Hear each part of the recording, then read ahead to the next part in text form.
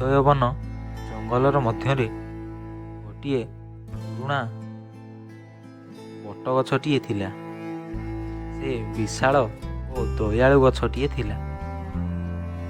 ତାର ନାମ ଥିଲା ବୁଦ୍ଧିମାନ ବଟଗଛ। ଜଙ୍ଗଲର ସବୁ ପ୍ରାଣୀ ତାକୁ ସମ୍ମାନ ଦେଉଥିଲେ।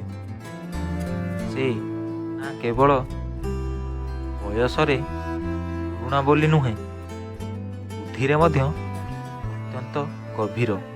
ସମସ୍ତ ପଶୁପକ୍ଷୀ ତାକୁ ନିଜର ପରି ମନେ କରୁଥିଲେ। ସେହି ବଟଗଛ ଉପରେ ବହୁତ ପକ୍ଷୀ ଆସି ବସବାସ କରୁଥିଲେ ଓ ଛାଇ ପାଉଥିଲେ, ଫଳ ଖାଉଥିଲେ। କିନ୍ତୁ ଗୋଟିଏ ଛୋଟ ଚଢ଼େଇ ଥିଲା। ତାର ନାମ କିଲି। କିଲିର ମନ ଖୁସି ମନା ଓ ଅତ୍ୟନ୍ତ ସରଳ ଚଢ଼େଇ। ପ୍ରଥମ ଥର ପାଇଁ ସେ ନିଜ ବସା ତିଆରି କରିବାକୁ ଯାଉଥିଲା। ବହୁତ ଦିନ ଧରି ସେ ଭଲ ଜାଗା ଖୋଜିଲା, କିନ୍ତୁ କୌଣସି ଜାଗା ତାକୁ ପସନ୍ଦ ଆସିଲା ନାହିଁ। ଗୋଟିଏ ଦିନ ସେ ବଟଗଛକୁ ଦେଖିଲା। ତା ଭଳି ବଡ଼ ଓ ମଜବୁତ ଗଛ ସେ ଆଗରୁ ଦେଖିନଥିଲା। ବଟଗଛର ପତ୍ର ଗୁଡ଼ିକ ଭାରି ମହକୁଥିଲା। ଶାଖା ଗୁଡ଼ିକ ମଧ୍ୟ ଶକ୍ତ ଓ ଚାରିପଟେ ସାରିଥିଲା। ଗଛଟିକୁ ଦେଖି ଚଢ଼େଇର ମନେ ଏକାକାରେ ଆନନ୍ଦ ଆସିଗଲା। ସେ ଖୁସି ହୋଇ ଗଛକୁ କହିଲା, ଗଛ ମାମୁଁ, ମୁଁ ତମର ଏହି ଛୋଟ ଶାଖାରେ ବସାଟିଏ ବନାଇ ପାରିବି କି? ଗଛ ଗଭୀର ନିରାପଦ ସ୍ୱରରେ କହିଲା, ନିଶ୍ଚୟ, ତୁମେ ଏଠାରେ ନିରାପଦରେ ରହିପାରିବ। ଚିନ୍ତା କରିବାରେ କିଛି ନାହିଁ। ଚଢ଼େଇଟି ଖୁସିରେ ଉଡ଼ିଗଲା। ଆଖିରେ ଚମକ ନେଇକି ପତ୍ର, ଶୁଖିଲା କାଠି, ପୋଖରୀ ପାଖରୁ ଘାସ ଗଛର ଡାଳିଆ ସବୁ ଆଣି ଆଣି ନିଜ ଛୋଟ ବସା ତିଆରି କଲା।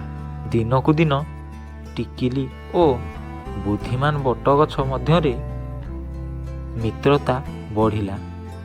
ଚଢ଼େଇ ସବୁଦିନ ସକାଳେ ବଟଗଛକୁ ଶୁଭେଚ୍ଛା ଦେଉଥିଲା। ସୁପ୍ରଭାତ ଗଛ ମାମୁଁ। ଦୀର୍ଘାୟୁ ହେବୁ। ଆଜି ନୂଆ କଣ ଶିଖିଲୁ?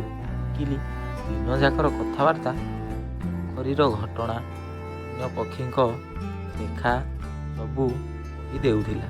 ବେଳେବେଳେ ସେ ଗଛର ଉପରେ ଯାଇ ବସିଥିବା ମୂଷା ଓ ମାଙ୍କଡ଼ମାନଙ୍କୁ ନେଇ ମଜା ଘଟଣା କହୁଥିଲା। ଗଛ ତାର ବଡ଼ ପତ୍ରମାନଙ୍କୁ କମ୍ପାଇ ବସୁଥିଲା। ଦୁଇ ଜଣଙ୍କର ଏହି ସରଳ ମିତ୍ରତା ଜଙ୍ଗଲରେ ବହୁତ ପ୍ରସିଦ୍ଧ ହୋଇଯାଇଥିଲା।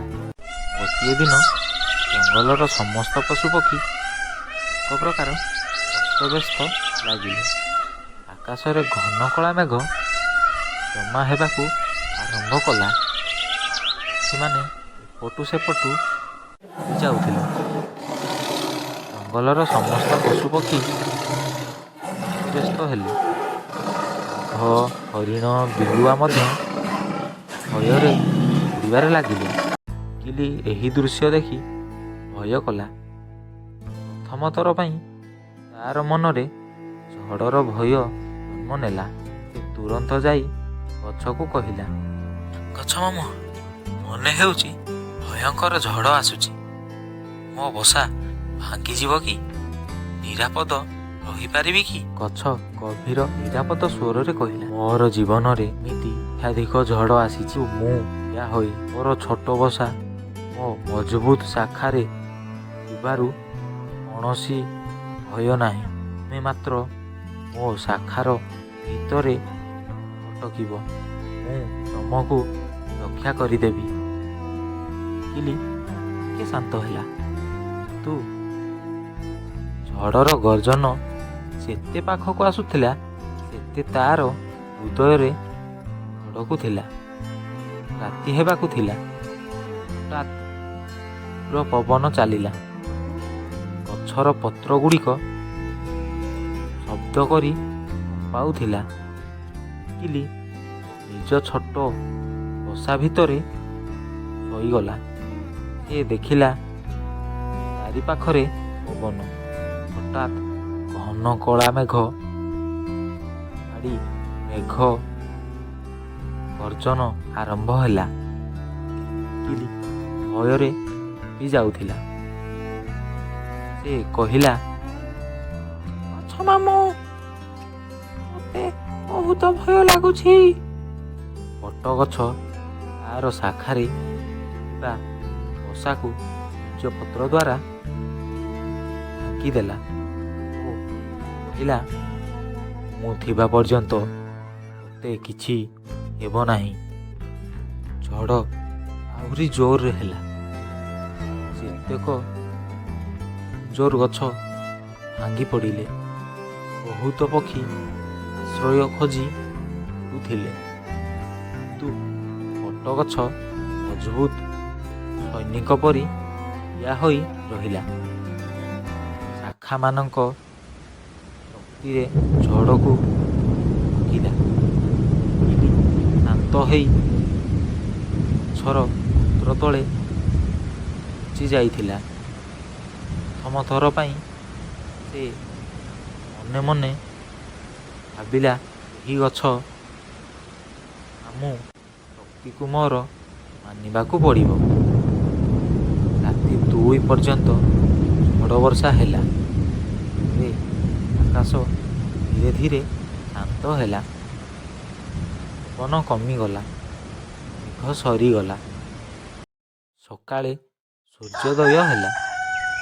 କିଲି ଦେଖିଲା ତାର ବସା ଏକଦମ ସୁରକ୍ଷିତ।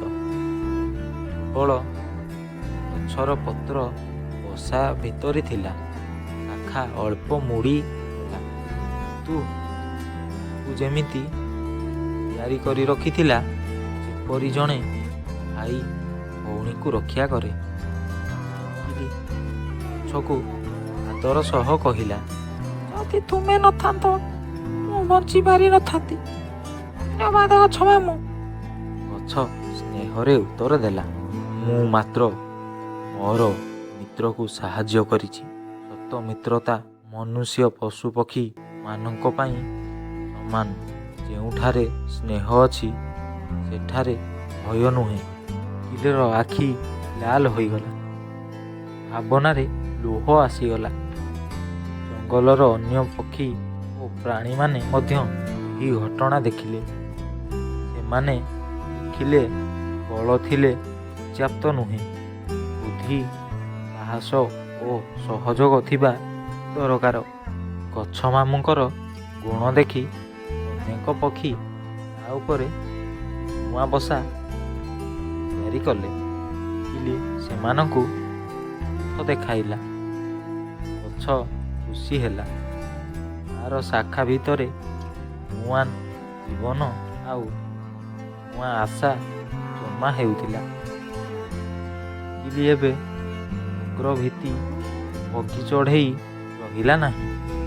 ସେ ଶିଖିଲା, ଭୟକୁ ଜିତିବା ପାଇଁ ମିତ୍ରତାର ଶକ୍ତି ସବୁଠାରୁ ବଡ଼।